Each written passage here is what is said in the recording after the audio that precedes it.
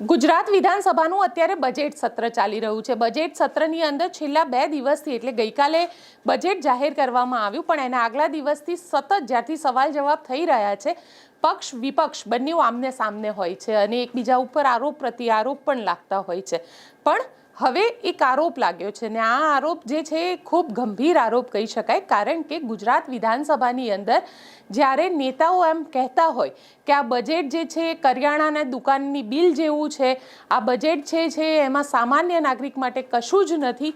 આપ સમજી ગયા હશો અમે વાત કરી રહ્યા છીએ ગોપાલ ઇટાલિયાની, કારણ કે ગોપાલ ઇટાલિયાએ ગઈકાલે જ્યારે બજેટ આવ્યું ત્યારે બજેટને કહ્યું કે આ કોઈ સામાન્ય માણસનું બજેટ નથી અને ઘણી બધી બીજી પણ વાતો કીધી। પરંતુ હવે એક તસવીર, આ બજેટ પછીની તસવીર જે છે એ સોશિયલ મીડિયા ઉપર વાયરલ થઈ રહી છે અને આ તસવીર છે કનુભાઈ દેસાઈ સાથે ગોપાલ ઇટાલિયા અને આમ આદમી પાર્ટીના ધારાસભ્ય હેમંત ખવાની। કારણ કે આ તસવીરની અંદર તસવીર એટલા માટે ચર્ચાનો વિષય બની છે કારણ કે કોંગ્રેસ જે છે તેને આને લઈને સવાલ ઊભા કર્યા છે। કોંગ્રેસ દ્વારા એવું કહેવામાં આવ્યું છે કે એક તરફ ગોપાલ ઇટાલિયા બજેટને કહે છે કે આ બજેટ સામાન્ય માણસનું બજેટ નથી અને બીજી તરફ મંત્રી કનુભાઈ દેસાઈને જ્યારે બજેટ પૂરું થઈ જાય છે ત્યારે વિધાનસભા ગૃહની અંદર તેમની વાહવાહી કરવા માટે, તેમની સાથે હાથ મિલાવવા માટે અને તેમને એવું કહેવા માટે જાય છે કે આ બજેટ ખૂબ સુંદર છે।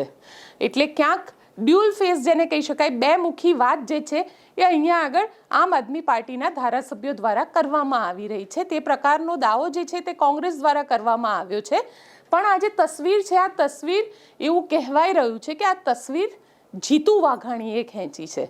આ મંત્રી જીતુ વાઘાણી ત્યાં આગળ હાજર હતા, ગૃહની અંદર હાજર હતા જ્યારે બજેટ પૂર્ણ થયું અને પૂર્ણ થયા બાદ બધા જ ધારાસભ્યો બહાર નીકળી રહ્યા હતા તે વખતે ગૃહની આ તસવીર છે। એક તરફ ગોપાલ ઇટાલિયા, બીજી તરફ હેમંત ખવા અને વચ્ચે મંત્રી કનુભાઈ દેસાઈ જેમણે ગઈકાલે બજેટ રજૂ કર્યું હતું તેમની સાથેની આ તસવીર છે। હવે આ તસવીરને લઈને ગોપાલ ઇટાલિયાએ પણ ખુલાસો કર્યો છે। ગોપાલ ઇટાલિયાને પહેલા સાંભળી લઈએ।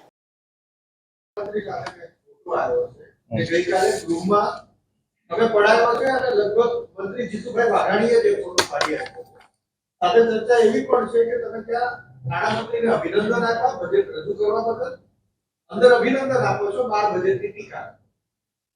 બજેટ નાણામંત્રીશ્રીએ રજૂ કર્યું એ બજેટમાં ગુજરાતની સામાન્ય છેવાડાની જનતાને કોઈ ફાયદો થાય એવી કોઈ વાત છે નહીં। અમે અંદર પણ એમને એ જ તો કહેવા ગયા હતા કે સાહેબશ્રી આ બજેટમાં ખરેખર જનતાને કોઈ ફાયદો નથી, અને જ્યારે અમે કહેવા ગયા તો કોઈ અમારો ફોટો પાડી લીધો।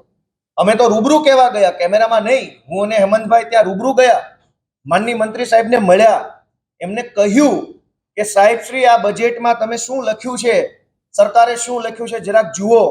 ખેડૂતોને મુખ્યમંત્રી કિસાન સહાય યોજનાનું અમલીકરણ નહીં થવાના કારણે ખૂબ નુકસાન થઈ રહ્યું છે। સહકારી મંડળીઓ નકલી બની રહી છે, નકલી દૂધ વેચાઈ રહ્યું છે, ચારો તરફ ડ્રગ્સ વેચાઈ રહ્યું છે, ખેડૂતોની જમીન લેન્ડ માફિયાઓ દ્વારા પચાવી પાડવામાં આવી રહી છે, આંગણવાડીની બહેનો, આશા વર્કર બહેનો, કોન્ટ્રાક્ટમાં કામ કરતા કર્મચારીઓનું શોષણ થઈ રહ્યું છે।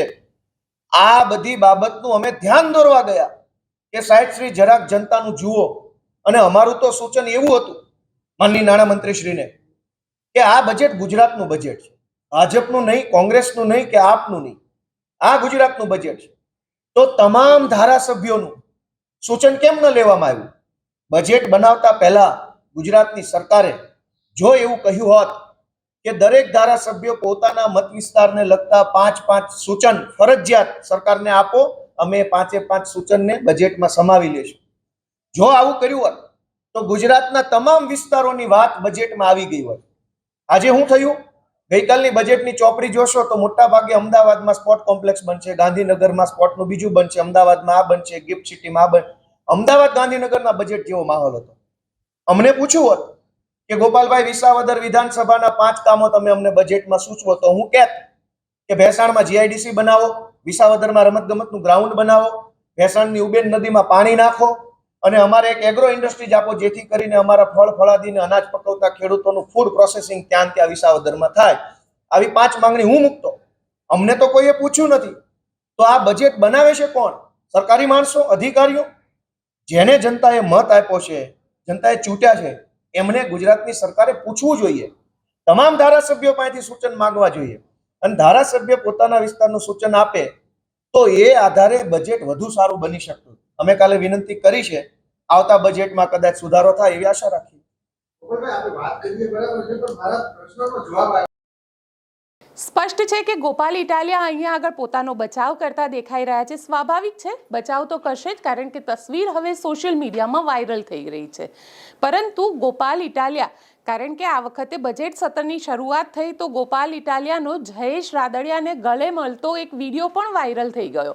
અને આ વિડીયો જે વાયરલ થયો તે વિડીયો ઉપર ગોપાલ ઇટાલિયા એવું કહે છે કે અમારા સમાજના મુખિયા છે, વિઠ્ઠલભાઈના સંતાન છે, એટલા માટે અમે લોકો જયેશ રાદડિયાને મળવા માટે ત્યાં આગળ પહોંચ્યા હતા અને જયેશ રાદડિયાને ગળે મળ્યા હતા. આ વિડીયોને લઈને તેમને ક્લેરિફિકેશન પણ કરી દીધું, પરંતુ અહીંયા વિપક્ષ કોંગ્રેસને એક મોકો મળી ગયો છે અને વિપક્ષ કોંગ્રેસ પણ આ આખા મામલાને લઈને ક્યાંય હવે, કારણ કે સતત કોંગ્રેસ એવું કહી રહ્યું છે કે આમ આદમી પાર્ટી જે છે એ ભારતીય જનતા પાર્ટીની બી ટીમ છે અને કામ પણ એ જ રીતના કરે છે, એવો કોંગ્રેસનો આરોપ છે.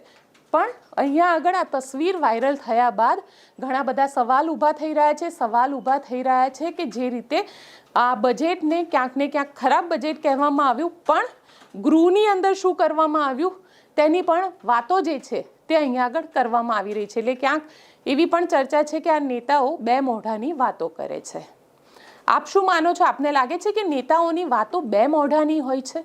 મને કોમેન્ટ બોક્સમાં ચોક્કસથી લખીને જણાવજો અને અમારી ચેનલ નિર્ભય ન્યૂઝને લાઇક, શેર અને સબસ્ક્રાઇબ કરવાનું ભૂલશો નહીં. આભાર.